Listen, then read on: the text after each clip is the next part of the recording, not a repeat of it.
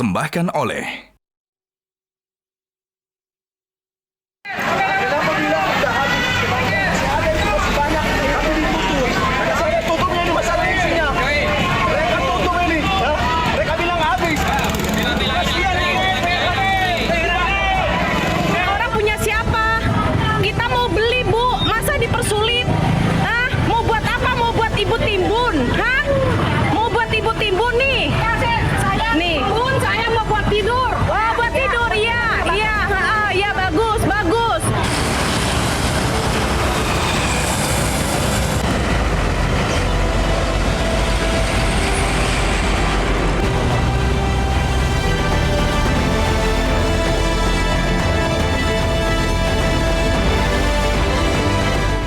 jadi mungkin kecapean gantengnya bawa dua gas kan kecapean dapat kabar meninggal saya udah pulang dulu malah sono. Iya, saya minta maaf karena mereka antri. Ya pemerintah harus objektif dong. Kalau kami kurang bekerja maksimal untuk memastikan rakyat kita baik, ya saya harus minta maaf. Tapi ini memang adalah cara pemerintah untuk memastikan subsidi itu tepat sasaran. Saya sekarang lagi masak, Pak. Saya tinggal demi gas. Iya, ini Bapak. Bukan masalah antri gasnya. Anak kami lapar, butuh makan, butuh kehidupan, Pak. Oke, Bapak ya. Logika berjalan dong, Pak. Ya, udah ya. Ya, akal sehat kami berjalan, Pak. Udah ya, Pak ya. Udah, kita paham Bapak kok. Kita paham ya. Kita paham Bapak kok.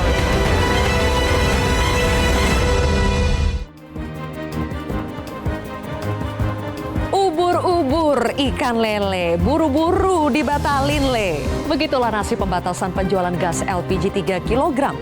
Mulai diberlakukan pemerintah sejak 1 Februari 2025, 3 hari kemudian tiba-tiba dianulir lagi dong oleh Presiden Prabowo Subianto.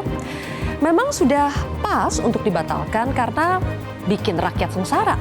Bahkan seorang ibu lansia di Tangerang Selatan, Banten meninggal dunia akibat kelelahan setelah berjam-jam mengantri demi membeli gas tabung melon. Nah, pemirsa, Menteri ESDM Bahlil Lahadalia berkilah bahwa aturan hanya agen atau pangkalan resmi yang boleh menjual LPG tabung melon supaya harganya tidak kelewat mahal dan lebih mudah memantaunya. Menteri Bahlil mungkin tidak tahu kalau begitu jalur distribusinya dipotong, maka masyarakat pun akan panik. Coba saja dibayangkan, di mana ada agen, ada pangkalan resmi gas yang buka selama 24 jam. Jadi kalau masyarakat tiba-tiba lagi masak, kehabisan gas di tengah malam, di pagi hari, siapa yang mau jualan, ya kan? Makanya ketika bertemu dengan Menteri ESDM saat sidak ke kota Tangerang, warga pun melampiaskan unek-unek mereka. Sampai kata-katanya logikanya berjalan dong Pak, kata warga yang bernama Bapak Rusdi Effendi. Wakil Ketua DPR Supri Dasko Ahmad mengatakan bukan perintah Presiden Prabowo untuk melarang pengecer menjual LPG 3 kg ini. Kompak dengan Dasko, Menteri Koordinator Bidang Pangan Zulkifli Hasan lalu mengajak ibu-ibu untuk bilang terima kasih kepada Presiden Prabowo Subianto. Sebetulnya kenapa ini bisa terjadi? Siapa yang harus bertanggung jawab dalam persoalan ini? Jangan-jangan ada yang tidak beres dalam komunikasi pemerintah. Seperti yang disebut pengamat kebijakan publik Agus Pambagio. Komunikasi pemerintah soal tabung melon ini amburadul. Tiba-tiba Presiden Prabowo Subianto, kita lihat malam harinya di acara NU mengirim sinyal akan ditangkap oleh sebagian publik. Bisa saja ini sinyal akan mengganti menteri yang dianggap tidak becus bekerja. Yang tidak mau bekerja, yang dablek katanya ya akan saya singkirkan, kata Presiden saat menghadiri acara puncak peringatan Harlah ke-102 NU di Jakarta Rabu pekan ini. Jadi adakah menteri yang sudah layak diganti? Apakah ribut-ribut gas 3 kg juga akan masuk menjadi penilaian? Kontroversi malam ini akan membahasnya dalam episode Gara-gara Gasle bersama saya Zilvia Iskandar.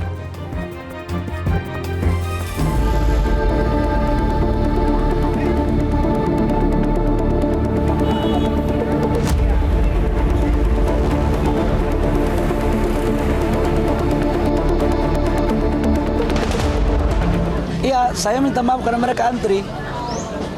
Ya pemerintah harus objektif dong. Kalau kami kurang bekerja maksimal untuk memastikan rakyat kita baik, ya saya harus minta maaf. Tapi ini memang adalah cara pemerintah untuk memastikan subsidi itu tepat sasaran.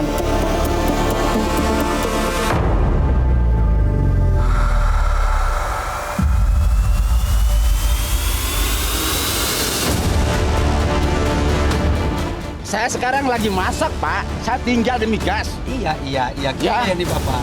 Bukan masalah antri gasnya. Anak kami lapar, butuh makan, butuh kehidupan, Pak. Oke, Bapak ya. Logika berjalan dong, Pak. Ya, udah ya. Ya, akal sehat kami berjalan, Pak. Udah ya, Pak ya. Udah, kita paham Bapak. Ya. Kita paham Bapak.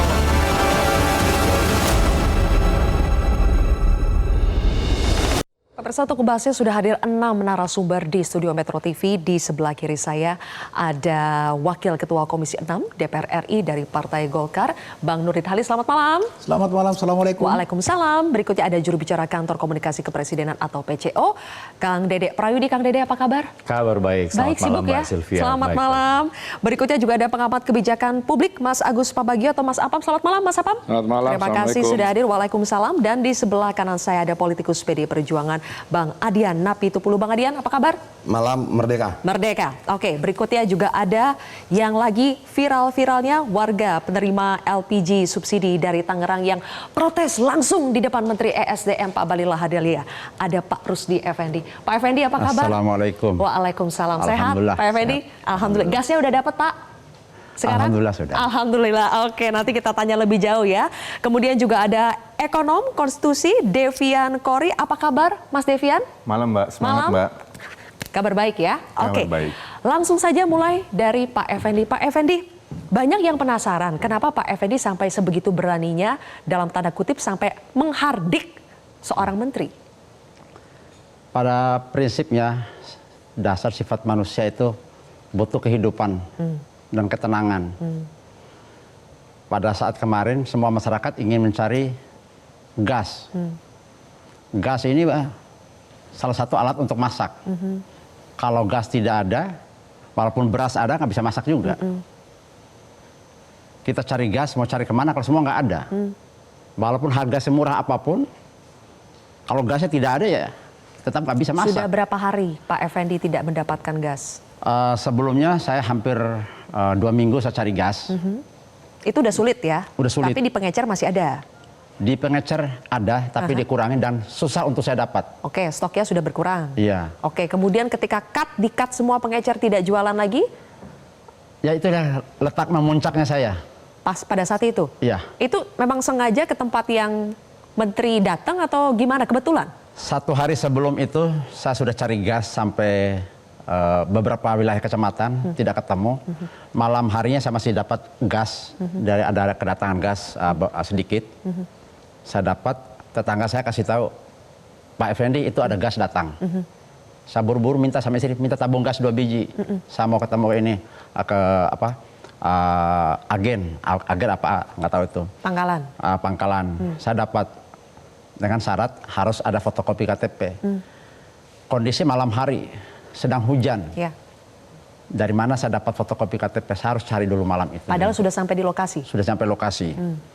Nah, akhirnya saya dapat fotokopi, bisa dapat gas. Saya pulang ke rumah, keesokan harinya saya ditelepon sama teman, Bang Effendi, hari ini datang menteri di dekat Masjid Ar-Royan, Tangerang Kota. Oh ya, saya siap ingin ketemu menteri. Gitu. Saya datang ke sana, saya minta sama istri tolong siapkan motor sama gas tabung gas 1 biji yang kosong. Ya. Tapi memang nggak ada yang punya isi, tinggal itu yang kosong. Dan akhirnya kita lihatlah seperti yang Saya terjadi buru-buru ya. keluar motor, ngebut saya, saking pengen ketemu. Sebab ini kondisi udah urgent. Sampai di lokasi, saya ditahan sama aparat supaya saya tidak langsung situ. Mereka tidak mengenal saya, tahu saya siapa. Setelah saya teriak, saya ingin ketemu menteri. Gitu. Terpaksa saya harus motornya saya banting. Oh ya? Saya mengundang perhatian supaya teman-teman siapapun yang ramai di situ melihat ke saya, bukan melihat menteri. Jadi motor saya banting, lepas baru saya bisa masuk diloloskan oleh aparat. Oke. Saya ketemu menteri. Oke. Setelah itu saya dikasih kesempatan untuk berhadapan dengan menteri. Akhirnya seperti yang kita dengar ya, apa yang Bapak sampaikan ya. Iya, betul. Oke. Sekarang bagaimana kondisinya Pak? Sudah mudah mendapatkan gas melon? Alhamdulillah sudah nggak begitu parah seperti kemarin. Sudah ada perubahan, sudah ada kemajuan. Namun masih ada antri. Tapi satu sisi, karena sekarang dengan kejadian kemarin ada beberapa wilayah seolah-olah terisolasi karena saya tinggalnya di posisi lokasi kabupaten, karena kejadian ada di kota kemarin. Jadi jarak antara kabupaten dan kota itu 50 meter wilayahnya. Lokasi kabupaten dan kota. Jadi lokasi agen gas itu ada di kota. Oke. Nah, saya tinggal di kabupaten, jarak hanya lebih kurang 100 meter. Oke, dekat sebenarnya Lebih Pak dekat. ya. Oke, tapi sekarang sudah mudah dan mudah itu didapat di Pengecer atau masih ke Pangkalan? Masih ke Pangkalan. Masih ke Pangkalan. Iya. Oke, tapi kondisinya sudah lebih baik. Sudah lebih baik. Yang di Pengecer di sekitar rumah Bapak belum ada yang jualan? Belum ada. Oke. Terima kasih Pak Effendi sudah berbagi ceritanya, latar belakangnya seperti apa. Mas Apam, di tulisan Anda langsung mengatakan bahwa untuk kasus gas LPG 3 kg ini komunikasi pemerintah amburadul. Di sebelah Mas Apam ada Kang Dedek Prayudi nih dari PCO. Coba Mas Apam, amburadulnya di bagian mana? Begini, amburadulnya itu kan surat Dirjen Migas itu tanggal 20 Januari, berlaku 1 Februari, meskipun sudah tahun 2023 sudah ada peraturan bagaimana mekanisme petunjuk teknisnya. Nah, amburadul kenapa saya amburadul? Karena tiba-tiba pertama sangat pendek, kedua ya nggak ada yang mengomongkan dari SDM. Karena humasnya yang lama yang saya kenal, baik itu sudah setahun tidak di situ, ada pindah ke Bandung. Tapi tidak ada siapa yang humasnya situ, nggak tahu. Nah, lalu saya bilang, lo kan ada PCO. PCO harus take over, ambil alih supaya menjelaskan. Karena orang Indonesia itu tidak bisa dijelaskan sekali dua kali, harus terus. Dan jaraknya sangat pendek. Ini cara Pak Jokowi yang cepat itu jangan dipakai lagi gitu. Ya, nah jadi hal ini yang membuat saya bilang bahwa komunikasinya buruk. Kebijakannya sih oke. Karena kita mau menertibkan menggunakan NIK. Persis sama dengan BBM bersubsidi kan pakai My Pertamina, ini pakai MAP. Nah, jadi itu yang akan dipakai. Jadi ada sekian juta rumah tangga, kemudian nelayan, pedagang dan sebagainya itu yang sudah terdaftar, tapi masih banyak yang belum. Nah, ini ditata karena di Pengecer itu banyak hengki-pengkinya, ya kan? Kan dia dari atas, dari agen atau siapa, turun kan kalau nggak pakai KTP bisa, saya punya 10 pengecer. Ya kan harga di Pengecer sudah 22.000. Di Jakarta, HET-nya 16.500 kan lumayan untungnya. Nah, di sini yang harus ditetapkan oleh pemerintah. Itu saja. Jadi dari sosialisasinya itu pendek sekali waktunya dari Dirjen Migas suratnya keluar 20 Januari, kemudian 1 Februari langsung diberlakukan dan langsung. Dan humasnya tidak ada resmi keluar dari. Nginjak remnya memberhentikannya itu langsung begitu saja ya. Itu buruknya di situ. Oke, saya harus tanya dulu ke Bang Nurdin. Bang Nurdin memang kapasitasnya adalah Menteri ESDM. Tapi melihat seorang menteri dari Partai Abang nih, Partai Golkar, langsung berhadapan dengan warga menyampaikan unek-uneknya bahkan seperti setengah memarahi Pak Menteri, gimana itu Bang Nurdin? Itulah hebatnya Pak Bahlil. Ya. Dia seorang menteri, dia berani berhadapan dengan masyarakat dan tidak ada masalah. Beliau juga tujuannya baik ya, ingin menyampaikan apa kondisi yang terjadi, dan Pak Bahlil secara spontan mengatakan kalau kami pemerintah tidak maksimal rakyat, kami minta maaf. Ini seorang tokoh, seorang pemimpin yang patut kita contoh sebetulnya. Kemudian begini, kalau saya terima kasih dari Pak Mas Apam. Ya, saya setuju tuh bahwa ini sebenarnya faktor komunikasi dan sosialisasi, bukan pada substansi. Kebijakannya Pak Menteri sangat bagus sebetulnya. Ini dalam rangka mencapai dua hal. Yang pertama, subsidi untuk LPG itu kan kurang lebih 80 triliun. Nah, ingin dipastikan bahwa subsidi ini tidak terjadi kebocoran yang jatuh kepada pihak yang tidak berhak. Yang kedua, agar uang negara ini, Pak Prabowo selalu mengatakan begini, kesejahteraan rakyat jangan sampai ada korupsi. Itu yang diterjemahkan oleh Menteri agar supaya dana APBN ini yang dimana APBN itu bersumber dari rakyat juga untuk kembali ke rakyat tapi pas diterima rakyat. Jadi sebetulnya adalah dalam rangka menciptakan efisiensi dan efektivitas, dan yang paling penting adalah subsidi tiba kepada penerima manfaat. Itu yang paling utama. Nah, oleh karena itu maka kebijakan ini sebetulnya terletak kepada sosialisasi dan komunikasi. Pada oleh karena itu ini sebenarnya batu sekarang dengan adanya keputusan Pak Presiden bahwa Pengecer kemudian diterjemahkan oleh Pak Menteri bahwa ini pengecer sekarang tak bisa melakukan distribusi, melakukan penjualan, tapi menjadi subpangkalan. Itu dia, Bang Ini Nurdin. memangkas daripada satu channel daripada distribusi ini dalam rangka menciptakan efisiensi dan efektivitas. Oke, sedikit, agar Bang Nurdin. penerima manfaat itu bisa Oke. betul-betul menerima subsidi ini. Ya, secara Bayangkan substansi saja, kita paham, Bang harga Nurdin. harusnya diterima oleh Secara masyarakat. substansi oke, tapi caranya yang banyak dibilang salah. Ya, Sehingga itulah- pada akhirnya Pak Presiden yang harus take over kesalahan itu. Nah, itulah kepekaan seorang presiden. Dan itu sangat bagus sebetulnya. Kemudian menteri harus terjemahkan dan Pak Bani langsung turun ke lapangan. Itulah kepekaan seorang pemimpin yang tahu daripada kehendak rakyat. Nah, kemudian langsung direspon. Sekarang sudah nggak ada masalah itu. Nah, Oke. jadi substansinya nggak ada masalah, Mbak Selvi. Ya. Nah, sekarang bisa berjalan. Kemudian yang paling penting begini, negara bisa hadir mengontrol bahwa dana PBN itu betul-betul tiba kepada penerima manfaat. Nah, oleh karena itu maka harus dengan memangkas satu Oke, channel Bang Nurdin. marketing ini, Ya. maka itu lebih efektif, lebih efisien. Oke. Akhirnya penerima manfaat ini betul-betul bisa menikmati subsidi yang bersumber dari Baik, APBN. nanti kita akan bicara lebih jauh soal substansi ya, soal problem komunikasi ini. Mas Kang Dede di sini karena sudah berada di PCO. Ya. Jadi ada anggapan begini. Tidak ada komunikasi antara menteri dengan presiden sampai Pak Sufmi Dasko yang mengatakan sendiri bahwa itu bukan kebijakannya presiden. Nah, kok bisa ada miss antara kebijakan yang dikeluarkan menteri dengan pengetahuan atau apa yang dipahami oleh presiden sampai akhirnya Pak Presiden Prabowo yang harus membantu menterinya untuk dalam tanda kutip mengklirkan masalah ini? Iya, jadi begini ya, kalau di dalam proses pembuatan kebijakan itu yang pertama-tama yang kita lihat itu adalah political will-nya dulu. Ya, political will-nya itu sudah tepat, sudah baik, sudah bagus, sesuai dengan visi misi presiden. Lalu kita turun ke aspek teknokratik. Disinilah substansi yang tadi dibicarakan oleh Pak Nurdin. Ya, nah setelah substansi baru kita berbicara kepada implementasi. Nah kalau kita berbicara implementasi tentu saja ini bukan lagi dapat dikatakan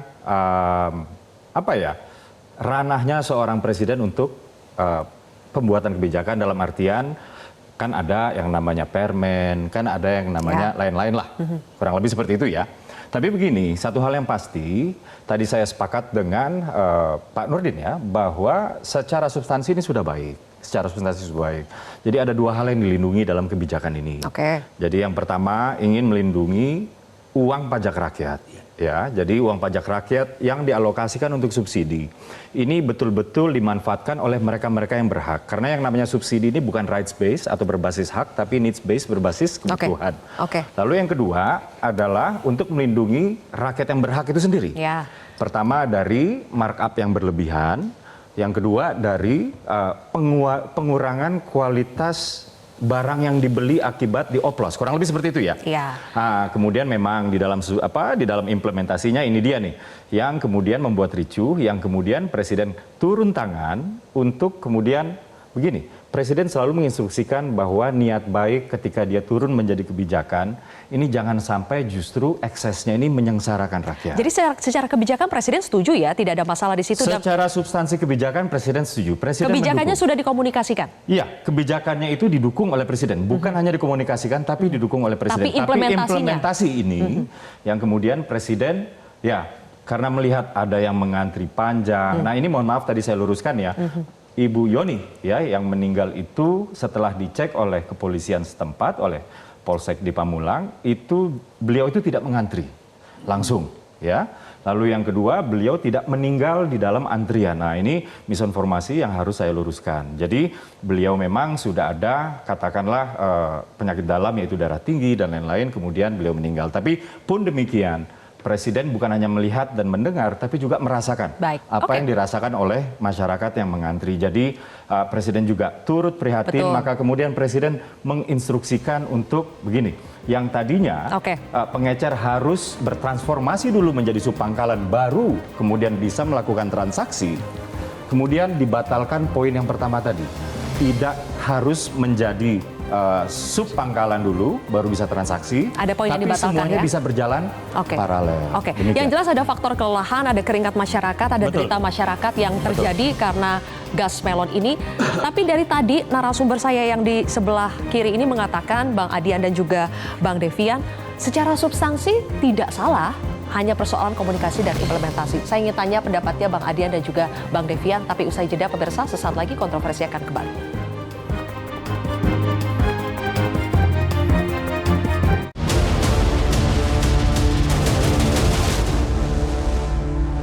Dipersembahkan oleh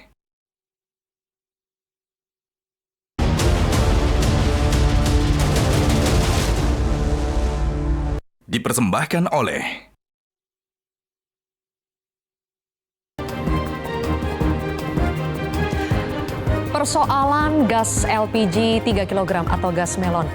Bang Adian sepakat kalau secara substansi tidak salah kebijakan yang diambil oleh Menteri ESDM, tapi implementasinya yang salah. Secara substansi problem gas LPG dan kebocorannya kalau tidak salah 30% dari 7,2 juta metrik ton itu tidak terjadi di warung, tidak terjadi di pangkalan, tidak terjadi di agen, terjadi karena ada pengoplosan. Pengoplosan itulah yang belanja kemana-mana dioplos dijadikan tabung gas 12 kilo yang non subsidi. Keuntungannya besar. Nah masalahnya adalah kalau itu problem kenapa terjadi kebocoran gas LPG subsidi kita, kenapa warung yang jadi kambing hitam? Nggak boleh dong. Ketidakmampuan negara untuk kemudian memberangus, menangkap, menyelesaikan, memperbaiki dan sebagainya terhadap proses oplosan-oplosan yang ilegal ini, jangan mengkambing hitamkan warung. Warung ini untung berapa? 1.000, 2.000 perak kok. Dan kenapa dia jualan jadi bikin warung? Karena negara gagal memberikan lapangan pekerjaan. Negara gagal membuka lapangan pekerjaan, rakyat bikin warung. Oke, rakyat tidak mengeluh loh. Rakyat tidak menuntut negara, rakyat buka warung. Lalu dia mau tambah penghasilan, ambil 10 dari pangkalan. Dia ambil dari pangkalan HET Tangerang kalau tidak salah 19.000 rupiah, lalu dia jual 21.000, 22.000, dia ambil selisih 2.000 rupiah, 1.000 cuma untuk antar, kirim dan sebagainya. Dan warung-warung ini berbeda loh. Warung ini bisa ditelepon di WhatsApp dari rumah, Pak gas saya habis, dia datang. Bukan cuma datang, nyambungin gasnya. Ibu-ibu tuh kadang-kadang suka takut nyambungin gasnya. Ini warung bisa memberikan servis ekstra, masangin gasnya ke kompor. Lebih menarik lagi, saya tanya kenapa ibu tidak beli ke pangkalan? Di pangkalan nggak bisa ngutang Pak, di warung bisa. Sama seperti kita ngutang beras, kita ngutang minyak, di warung tetangganya bisa. Dia bisa Pak, saya utang dulu Pak 1 tabung, kenapa? 1 tabung kan tuh 7 hari rata-rata penggunaan keluarga. Oke. Nanti hari ke-7 hari Sabtu suami saya baru gajian, baru saya bayar. Boleh, boleh. Jadi kalau Nah, warung hal harus berubah seperti jadi itu. sub pangkalan gimana tuh Bang Kenapa? Adian? Kan warung sekarang harus berubah menjadi sub Nah, itu cuma pangkalan. ganti nama, ya warung aja. Tapi tepat tidak secara substansi? Warung harus ditertibkan berubah jadi sub pangkalan. Ketika kemudian diatur sedemikian rupa, akan ada beban baru buat warung. Beban buat pangkalan apa? Harus memiliki tabung sendiri 50 sampai 100 tabung. Harga 1 tabung kita anggap 160.000, dikali aja. 16 juta untuk tabungnya doang. Oke, nanti jadi sub pangkalan. Mereka harus beli tabung lagi berapa? 20, mungkin 25, mungkin 30. Ini bisnis tabung apa bisnis apa sih ini? Itu loh. Bang Adian, Ya, maksud Bang. tadi oplosan itu di mana? Kenapa? Oplosan itu ada di mana? Di banyak tempat Bukan, dong. maksud saya di dalam sisi distribusi di pangkalan kah, di agen kah, atau di atasnya? Loh tidak Nah, ini ada. mesti Dia dijelaskan ke masyarakat. supaya- Abang, maaf ya. Dia terpisah. Ya. Oplosan ini bukan agen, bukan pangkalan, bukan warung. Oke. Oplosan ini sendiri. Dia beli di pangkalan, dia beli di warung. Kenapa? Aturannya memang 10% itu bisa diecer. 90% end user. 10% bisa diecer. Nah mereka belanja. Nah, justru itu pengajian negara hadir untuk mengontrol itu. Loh, bukan dong. Agar supaya subsidi ini tepat sasaran. Yang harusnya digerebek oplosannya. Pengoplos. Pengoplosnya. Setuju, itu setuju. Pengoplosnya, nah pengoplos ini kemarin ada yang ketangkap berapa bulan lalu atau 1 tahun lalu itu punya 6.000 tabung. Oke. Negara dengan seluruh kekuatannya ini gagal, gagal memberantas pengoplos itu. Terjadi kebocoran, lalu negara butuh jawaban. Warung disalahkan, jangan dong. Nah, begini. Jangan ini dong. nggak ada kebijakan. Mereka cuma mengambil keuntungan 1.000, 2.000, 3.000 rupiah. Untuk apa? Untuk makan anaknya, makan istrinya. Yang harusnya menjadi tanggung jawab negara secara konstitusional. Ditanggapi dulu nih, Bang, Ya, soal setuju. negara gagal. Nah, bukan, jadi gini. Apa yang dimaksud Bang ini itu adalah fakta. Nah, sekarang persoalannya adalah bagaimana menata ini sistem distribusi agar tidak terjadi oplosan. Sekarang Pertamina hanya mampu mengontrol dengan sistem sampai pangkalan. Dia tidak mampu mengontrol pangkalan sesudah itu. Nah, sekarang kejadian oplosan dari mana? Dari pangkalan ngambil termasuk tadi baru dioplos. Nah, ini yang sekarang mau dikontrol di negara agar supaya tidak terjadi oplosan, subsidi bisa kepada yang menerima manfaat, kemudian agent ini yang sekarang ini itu bukan dipangkas. Warung-warung itu kalau harus kita ada. berbicara, maaf ya Bang ya, kalau kita berbicara tentang negara, maka pertanggungjawaban agar tidak terjadi pengoplosan tidak cuma Pertamina, tidak cuma Kementerian SDM, tidak cuma Inspektorat, ada kepolisian di situ, ada kejaksaan di situ, ada TNI bisa ikut membantu dengan informasi. Bahkan jika dibutuhkan, seluruh PNS bisa diberikan tugas untuk mengawasi itu. Baik. Ratusan ribu orang, Bang. Desa kita cuma 70.000 sekian. Ya, bukan salah, bukan tanggung jawab satu pihak saja. Ada Babinsa, ada Tipmas. Kenapa kemudian pengoplos itu tidak bisa diberantas? Nah inilah ditata ini, kalau kelola ini supaya bisa diberantas itu. Tidak dong, kalau sistem tidak berjalan, susah. Polisi, kejaksaan bagaimana dia menangkap? Kalau sistemnya nggak berjalan. Pengoplos itu terbuka. Abang datang misalnya ke sebuah daerah, tanya pengoplos gas di mana, tahu. Nggak segampang itu, Bang. Menurut saya tidak semudah itu juga, Bung. Tidak semudah itu. Sudahlah, Bang. Problem Republik ini tidak cuma terhadap LPG subsidi, tidak. Untuk solar subsidi, itu masalah. Oke. Ekspor nikel, itu kalau ekspor nikel itu, Bang, segede pulau tuh jalan, dan negara bilang saya tidak lihat, saya tidak tahu. Sudahlah. Oke, negara kita belum sempurna. Negara kita masih berproses untuk menjadi lebih baik. Tapi justru itulah yang ditata. Jangan buruk rupa cermin dibanting. Tapi jangan warung rokok disalahkan. Tapi jangan rakyat kecil dikorbankan. Tidak ada, saya luruskan bagian. Tidak ada kebijakan negara sekarang di mana warung dikorbankan. Enggak. Sekarang warung itu bagaimana ditingkatkan, dinaikkan pangkatnya. Itu kan ketika lahir protes, Bang. Kalau kita runut peristiwanya, warung tidak boleh jualan dulu, harus langsung beli ke pangkalan. Lalu ada ibu meninggal. Kalau saya mau ralat ya penjelasan keluarganya, dia datang, berapa berat 1 tabung LPG? 5 kilo, 3 kilogram. Dia tenteng itu 5 kilogram, jalan kaki 1 kilometer, sampai lokasi dia antri. Setelah sampai gilirannya, disuruh pulang lagi karena tidak bawa KTP. Dia balik lagi, bawa nenteng 5 kilo lagi. Oke, hanya untuk ambil KTP. Lalu dia balik lagi ke sana. 1 hari untuk membeli 1 tabung gas itu, dia bolak-balik 4 kilometer.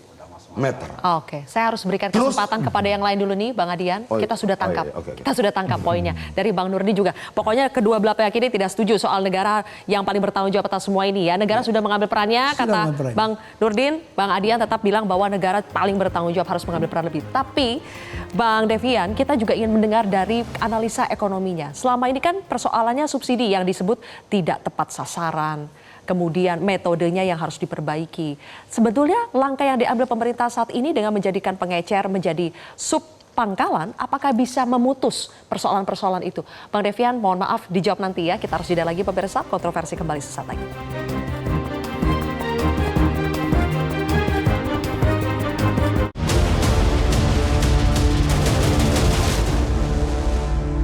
Dipersembahkan oleh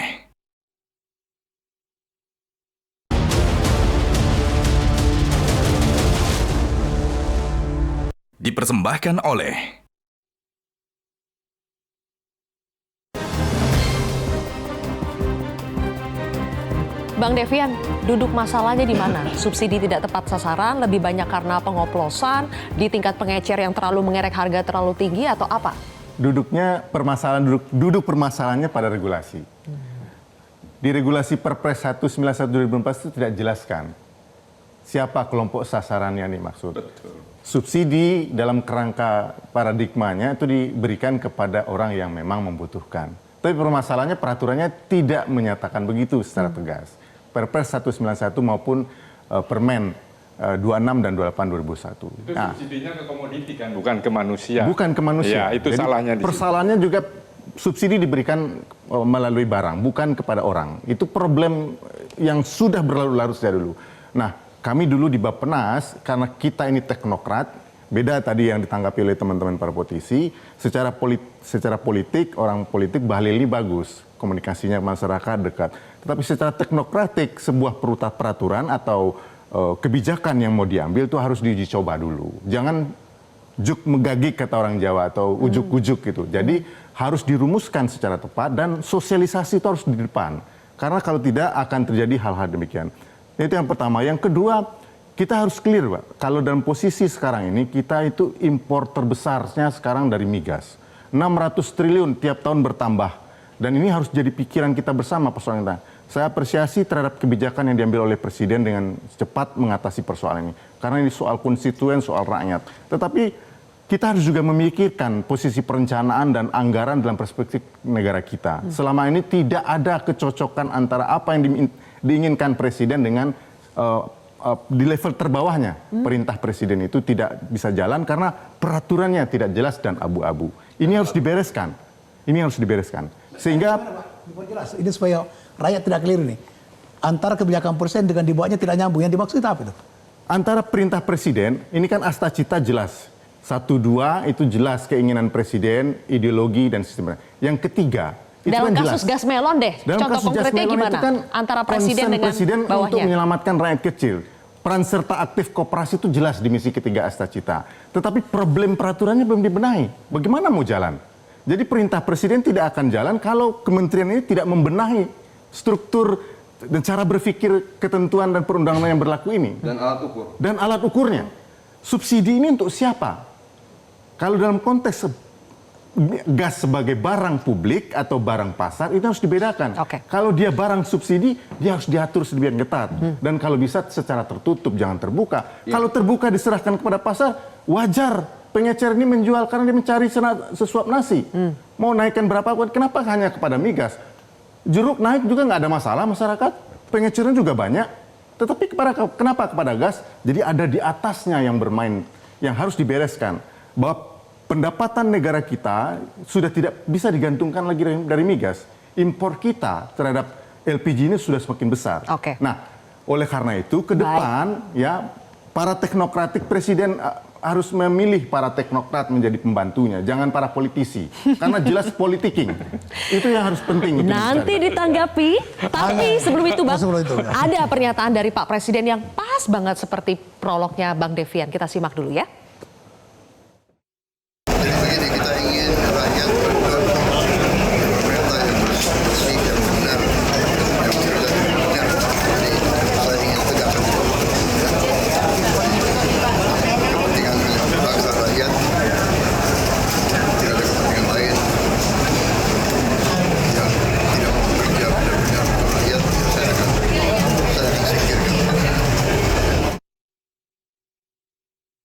Yang tidak mau bekerja untuk rakyat akan saya singkirkan. Tadi Bang Devian juga berpikir mengatakan bahwa kalau intinya kan kalau memilih menteri tidak tepat, kalau lebih banyak politiknya bukan teknokrat, akhirnya kebijakannya juga tidak tepat.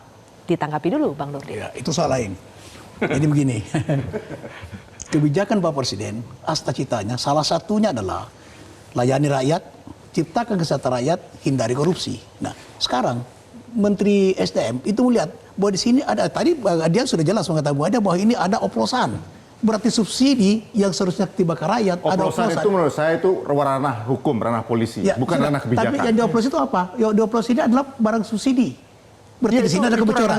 Ini yang ini dijaga oleh Menteri SDM mengeluarkan kebijakan agar supaya tidak ada kebocoran. Itu ranah kepolisian, Bang. Kemudian subsidi ini sampai kepada penerima. Bukan ranah regulasi. Regulasinya itu ada di Kementerian dan di DPR. Ya, saya bisa tambahkan gini. Nah udah, ini regulasi kan yang dibuat oleh Menteri SDM ini. Menata tata kelola yang baik, tata niaga daripada LPG ini agar supaya penerima manfaat yang bersumber dari apbn itu bisa diterima. Enggak, gini Bang.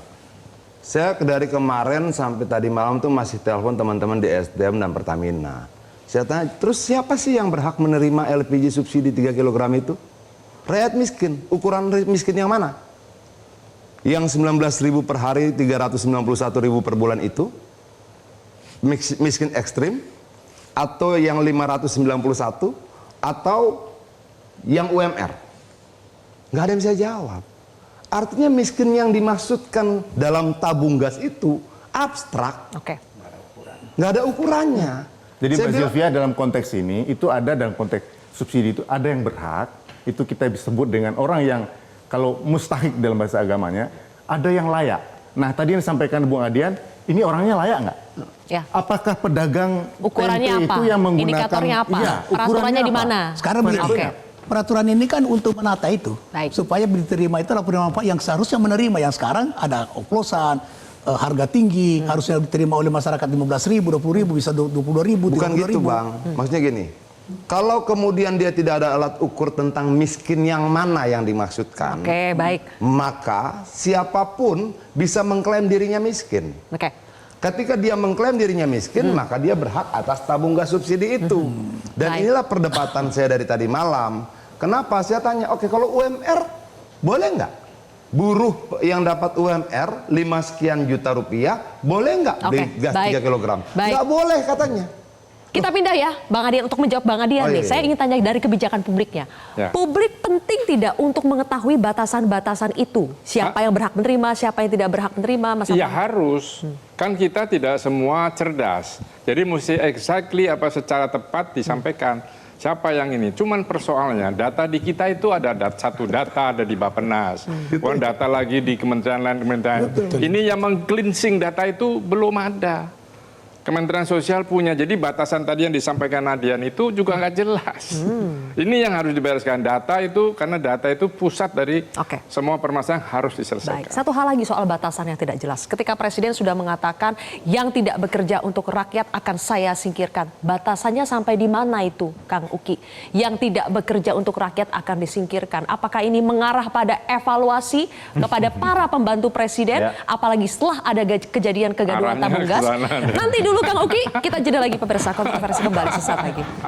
Nah itu urusan.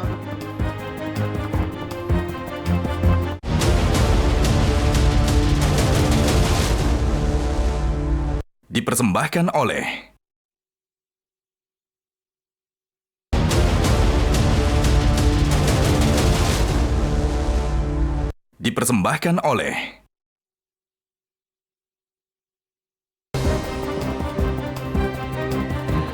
Yang tidak membela rakyat akan saya tegakkan. Indikatornya apa tuh, Kang Uki? Apakah termasuk ketika ada kegaduhan soal gas LPG, kebijakan atau implementasi kebijakan yang dianggap salah dan merugikan rakyat, itu akan masuk ke dalam evaluasi? Ya, pertama-tama begini ya, saya harus menegaskan dulu apa yang menjadi tujuan pemerintahan Prabowo Gibran 2024 sampai 2029. Pertama, Pak Prabowo atau Presiden Prabowo ingin mewujudkan pemerintahan yang bersih, efektif dan efisien. Ini soal korupsi tadi ya, ini soal efisiensi tadi. Lalu yang kedua, Presiden Prabowo ingin mewujudkan pemerintahan yang menghadirkan kesejahteraan untuk rakyat banyak.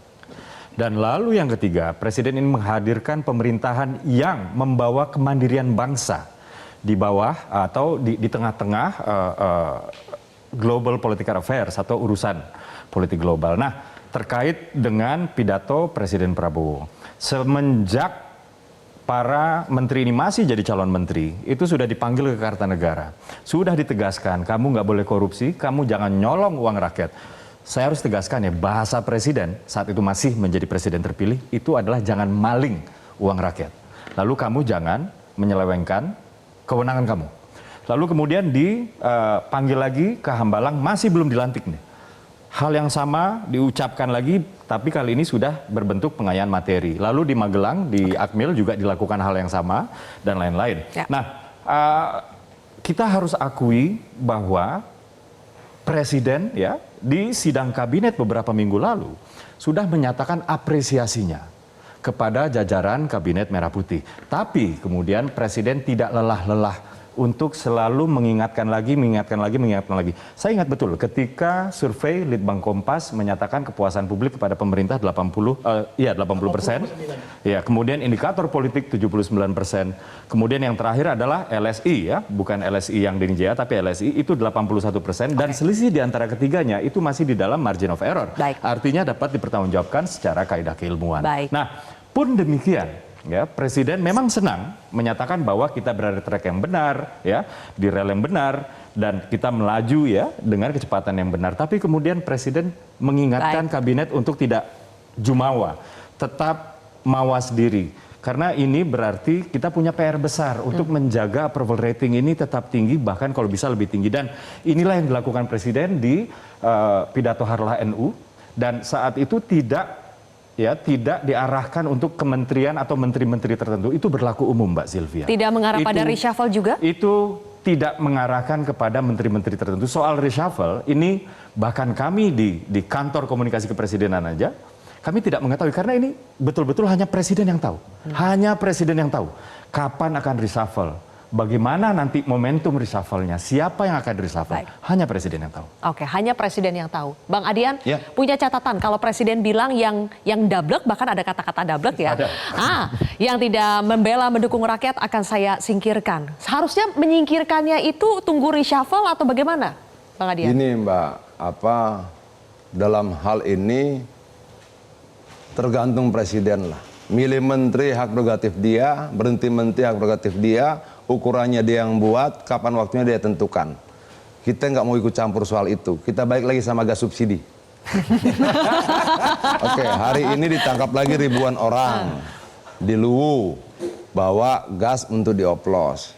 Minggu lalu ada 10.000 tabung ditemukan juga untuk dioplos. Nah itulah. Gini loh Bang, maksud gua Bang ya. Teman-teman di parlemen termasuk saya tentunya. Itu harus kemudian terus-menerus mengingatkan kepolisian, mengingatkan aparatur negara yang lain untuk berantas oplosan ini. Ini penting sekali. Tidak perlu kemudian kita salahkan mereka, enggak. Alat ukur nggak jelas, aturannya nggak jelas. Tidak perlu salahkan pengecer ya, Bang Adian. Mohon maaf karena waktunya singkat, Bang Adian. Karena ternyata Pak Effendi ini selain masyarakat memposisikan diri sebagai masyarakat, ternyata Pak Effendi juga mengecer juga.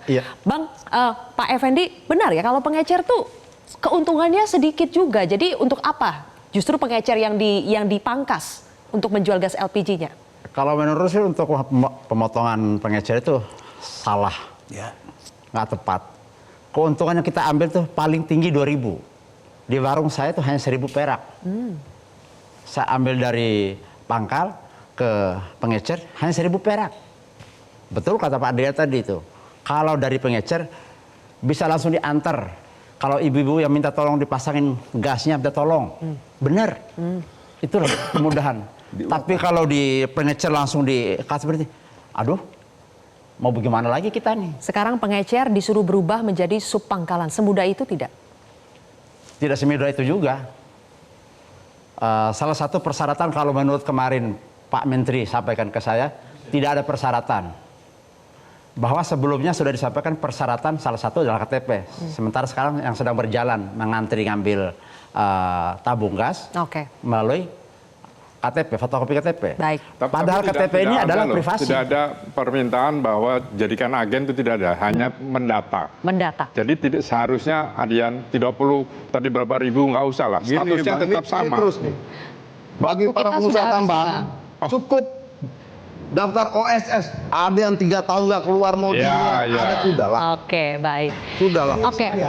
Singkat Bang, sudah habis nih sebenarnya. Sebetulnya tidak Apalagi ada uang niatan warung daripada kebijakan itu maka pengecer disingkatkan statusnya. Justru Bapak supaya dari pangkalan langsung kepada pengecer. Jangan ada agent di situ. Oke, terima kasih abang-abang sudah memberikan pandangannya di sini. Bang Effendi, saya boleh minta ke tengah? Pak Effendi, mewakili rakyat ya, menyampaikan kepada pemerintah. Mewakili pengecer. Mewakili rakyat. Coba, silakan. Kita tutup, Pak Effendi. Ya. Subsidi gas LPG seharusnya meringankan, bukan menyusahkan.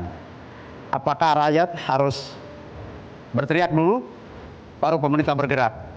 Logikanya berjalan dong, Pak. Terima kasih pemirsa, demikian kontroversi. Sampai ketemu lagi minggu depan. Terima kasih.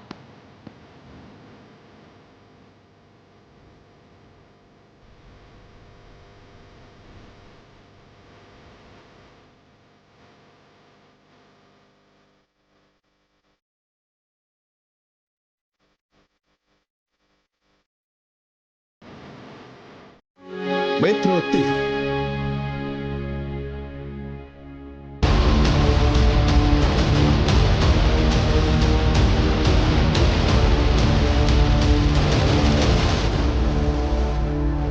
Dipersembahkan oleh Jelajahi cara baru mendapatkan informasi. Download Metro TV Extend sekarang.